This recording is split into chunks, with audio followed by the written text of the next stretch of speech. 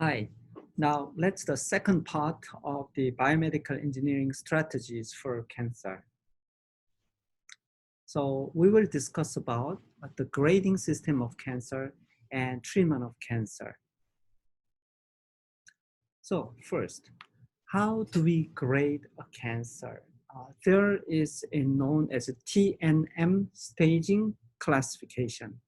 T stands for tumor, number of tumors. N stands for node, that is a lymph node. So lymph node with the presence of tumor involved. And the M is a metastasis.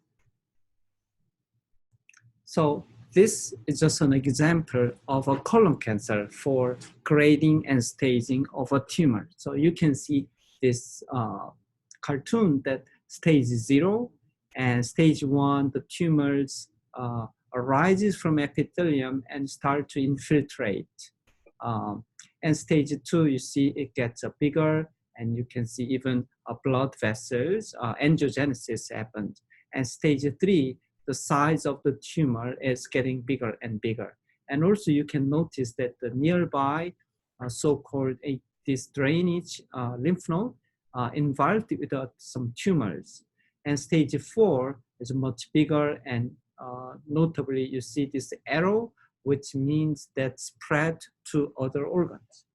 So this is an inset showing that it arises from mucosa area where epithelial tissue of the colon, and also submucosa, which is right, the epithelium is on top of the basement membrane, and beneath or on the other side, there involves a blood vessel and lymphatic vessels, which is in the submucosa and also in muscle layer and serosa. So when metastasis happens, this is an example from a colon to lung, not lung, liver metastasis. So you can see this liver lobe. It shows a liver metastasis, which is like a white flower here, multiple liver met or liver metastasis during laparoscopic surgery with a colon cancer. So an example of in this colon cancer case, I bring one table of the staging of colorectal cancer. So what is this TNM staging? So to determine the disease stage, we measure the extent of the disease.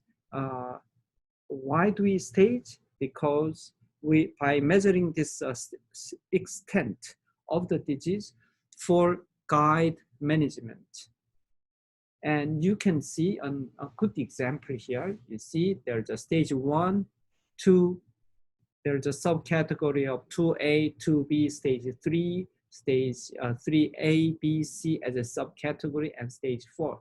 You can see T stage, the number of found tumors, one tumor or 2 tumors, and that's stage 1. If it's 3 tumors, stage 2A, and 4 tumors, stage 2B. And while tumors here, and they're involved in nearby lymph node node metastasis, lymph node involved is 1, and that's stage 3, and number of lymph node involved 2. So at the stage gets higher. And what's important here is no found of a metastasis. And let's look at so-called next stage is once we stage, we know how to guide the management, treatment, and to determine prognosis, which means the predicted course of a disease. So we know from this staging, the likelihood what will happen, what is the disease progression is almost be determined by this prognosis, which is represented here as a 5-year survival, which is very important factor. So you look at stage 1, and after 5 years, over 93% will still survive. So you look at the 90, 80, 70, 60, when stage 3C, where tumor doesn't matter, but if we find there's a multiple involvement of lymph node, then 5-year survival is below 50%.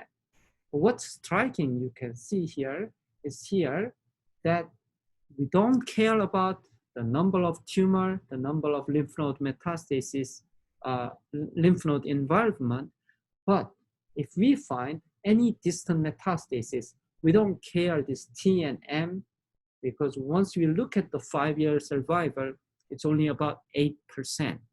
So this is a serious one, and that we define as at stage 8. So here's a quiz. If metastatic colorectal cancer, if colorectal cancer is metastatic or find a metastasis, what would be stage? You don't care about T, and when metastasis is happening, it's always stage 4, and the chance of the survival of the patient will be very, very small. So that's why metastasis is so important in terms of prognosis and even for our future treatment and strategies. So then let's discuss about this conventional treatment of cancer. First, surgical resection or surgery, and second, as a radiation therapy, and third, as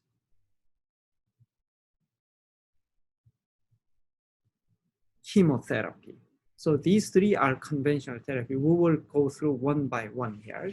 So the first one as a surgery. So here's an example. I put it as a laparoscopic surgery. So inside the abdomen, there's a lesion of cancer. We need to surgery. One way is open like abdomen surgery, which involves a lot more side effect. So nowadays, with technology, we use endoscopy with the tools so that we can have a less or minimally invasive surgery. So surgical treatment of cancer, which is just to cut the tumor out, and by surgical method, this is called a resection or tumor resection. By surgeon removes the tissue containing malignant cells or malignant tumor. This surgery depends quite a lot on the location and the stage of the cancer. So the location, if it's a skin cancer, it would be relatively easy for surgical resection.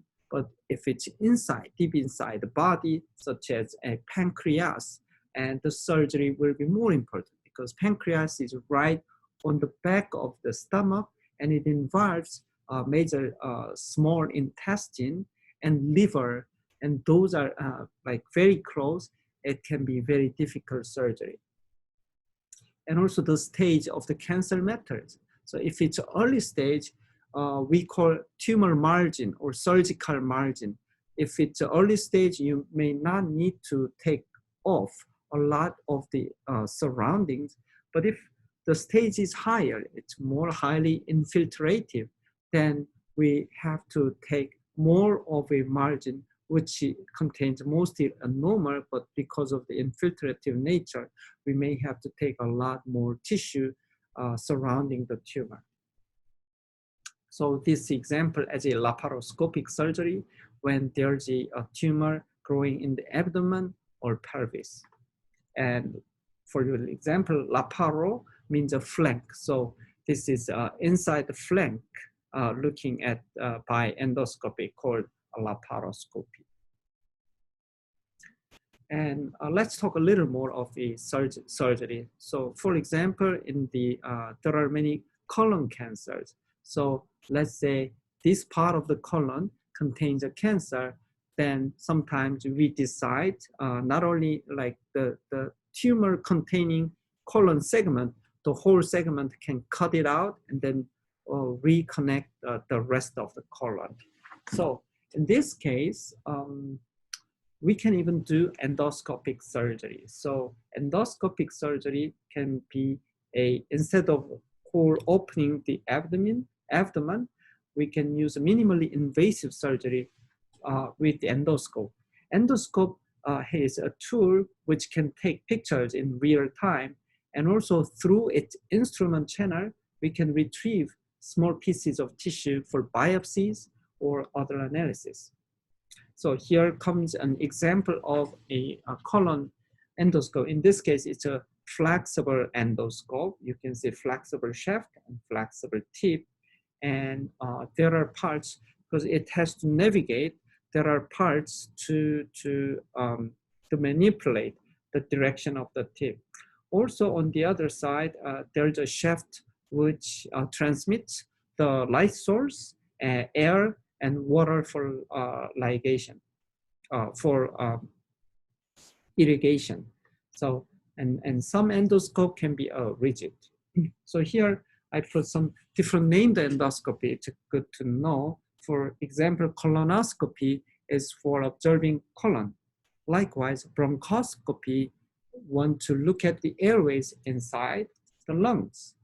And cystoscopy is looking at the bladder. And colposcopy, which came before, is looking at the cervix. And of course, laparoscope is looking into the abdomen and pelvis. And there are arthroscope, which is when there's a problem in the joint. So there's another kind of endoscope for looking at the joint, inside the joint, called arthroscopy. So now, next, discuss about the second type of conventional tumor cancer therapy. So a lot, like more than 2/3 of the cancer patient usually undergoes radiation therapy. So this is very, very important. So what is radiation treatment? That is a cancer treatment with the use of not just electromagnetic radiation, but it's very high energy, such as an X-ray or gamma ray, electron beam. So that we call as a ionizing radiation.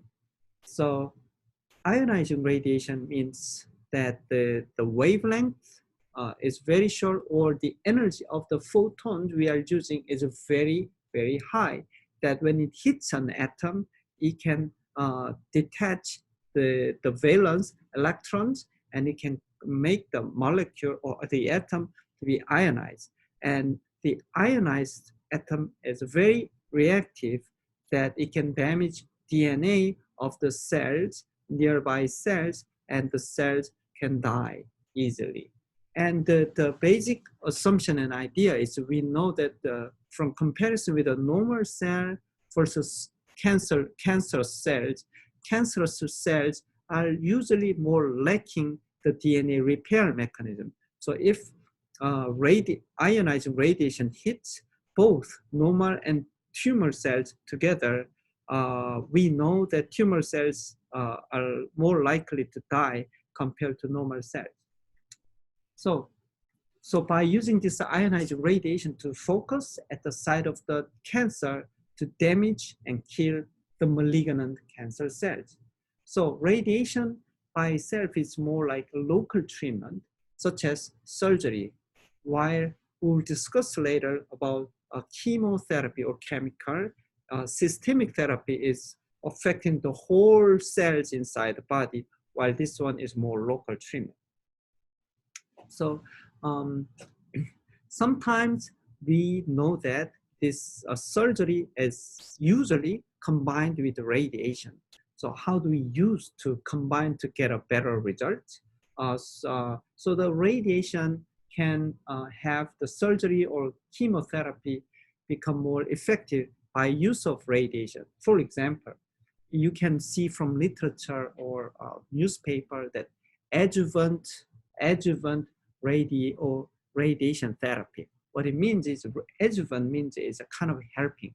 So when we are doing a surgery, surgical resection, there's potential for remnant tumor cells, and this site we shine the radiation to kill the remnant tumor that we call adjuvant radiation therapy. But sometimes if the tumor is maybe so big or hard to resect, then sometimes we use radiation before surgery that to shrink the tumor, because radiation therapy is so strong. And so you shine the ionizing radiation to shrink the tumor to a size which is easier for surgery. In that case, we call this as a neoadjuvant therapy, meaning that the neo is a new. So we involve radiation first to shrink the tumor to help the resection. So the question is, how does ionizing radiation work as a radiation therapy? So the radiation with enough energy is to eject electrons from electrically neutral atoms. And these ejected free electrons can damage the cell, especially damaging what? The cell's DNA, and generate free radicals. These free radicals are uncharged molecules, which is very reactive, so that it can damage cells nearby. And the unit, how do we measure the amount of ionizing radiation? Radiation is thus so strong, and it has an accumulative effect on our cells, especially the damaging effect on the DNA. So we measure this as the amount of energy irradiated per unit mass or kilogram. So we use energy per mass or simply joule per kilogram as a unit of radiation. And there were English radiobiologists who was a pioneer for the effect of this ionizing radiation on the biological tissue. So following his last name, Gray, the unit, it becomes a Gray. So, so how to deliver the radiation to many cancer cells as much as possible while having a minimal effect on other normal cells? The problem is this radiation is usually we use a so strong high energy photon, which will usually penetrate or pass through or go straight through our tissue. Even if the tumor is maybe in the middle of the inside body, the radiation has to go through somehow some part of this normal tissue. So the important question is, how do we deliver the radiation? Mostly for cancers, while minimizing the exposure of normal cells or tissue to this radiation. For this, we have the radiobiologist developed a way to make this more effective. So this is a data curve, a curve showing that total dose is an x-axis, y-axis as a assay of the cells with a surviving cell fraction. So what does this mean? Is, let's say so this surviving cell fraction gives an important ways of how we irradiate the cells, especially the cells with, let's assume we have to give a 10 gray of those. So we can adjust the timing of doses, or as I said, that this radiation has an accumulative effect that for tumor cells, let's say we give 10 gray in one time, but maybe 5 gray one time and 2 times, it will have an accumulative effect for tumor where there's a less of a DNA repair mechanism. But what about the normal cells? If normal cells get this high dose in one time, it becomes a problem. There will be more necrosis and more side effect. So what this graph shows a rationale for this dose fractionation. So with 10 gray, we just give one time, then let's say less than 1% of cells will survive, which is bad for our normal tissue. So if we divide into 2, then it will be, let's say, much higher portion of the cells will survive. If we divide this as a 32, you can see about 10% of the cells can still survive. So while this can, the cumulative effect on the cancer will remain the same, but we can save normal cells better. So this way is by splitting the total amount of delivered radiation in a number of doses is a good way to survive our normal cells. So that's a dose fractionation. Another way is if there's a good way to just focus our dose onto the tumor tissue, while it's not always possible, but by focusing or giving the radiation only exposing nearby the tumor and not much of the normal tissue, that would be great. So that's another way we want to discuss. So that's focusing the radiation dose. And as an example, for example, this prostate cancer that is inside our abdominal body, and we want to give radiation to only the prostate and not the nearby important parts such as anus or another part. So in that case, we actually develop a special radiation therapy. As here, it's an engineered one. You can see this a diagram, that titanium cup, we have a lead marker, which we can see through X-ray picture, whether we did a good job for placing this. And of course, there is a pellet with this radiation inducing material. In this case is 103 PD, it's coating, and then the size is about less than 1 millimeter diameter and about 4.5 millimeter length. So this is actually the photo compared to this 1 cent US coin. And this diagram schematic shows that this is prostate, and which is from bladder. And you can see this as a seed. If we can insert this seed only in the prostate, then the range of the extent of radiation in this case is not too far, only very localized, so that these nearby prostate tissue, which contains a cancer, will be affected, while saving the other little far located place. So how do we do in reality? So this is a human by inserting, showing that how to insert this pellet. So this is probably 2 legs, and this is an anus, so that using ultrasound to watch in real time what's happening. Are we doing good job in the prostate? So after this, we can use X-ray to identify where everything went where. But I think this arrow shows maybe one seed went to some strange place. So this kind of therapy is called a brachytherapy in Greek. It means a short distance effect therapy by implanting radioactive materials, or called seeds, into or nearby the tumor. So there's another way of also localizing radiation. So that we call intensity modulated radiation therapy.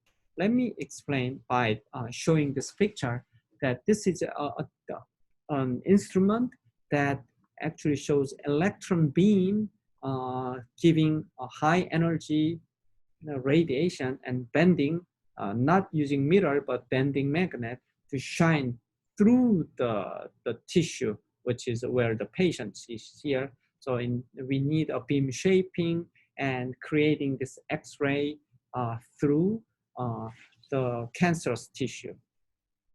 So the idea is that this X-ray is so strong that it can almost penetrate the tissue, which means if the tumor is inside, then we shine one time. Then let's say we shine, let's say this is a brain and we are looking at in the middle a tumor. We shine one time, then we shine the normal tissue beforehand and afterwards as well. While the tumor, when we rotate the other direction, then the normal tissue is only shown once, while the tumor tissue can be shined twice.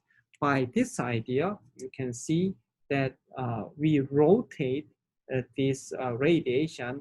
By rotating it, if the tumor, in this case it's prostate, is inside, then we shine once this direction, another, then the surrounding normal tissue is shined only one time, while the tumor tissue is shined multiple times. So by this intensity modulated radiation therapy, we can effectively focus more radiation dose only to the tumor. By rotating device to provide radiation delivery from angular positions, also by helped by CT scan. So I think these are CT scanners to design and showing where we are actually shining.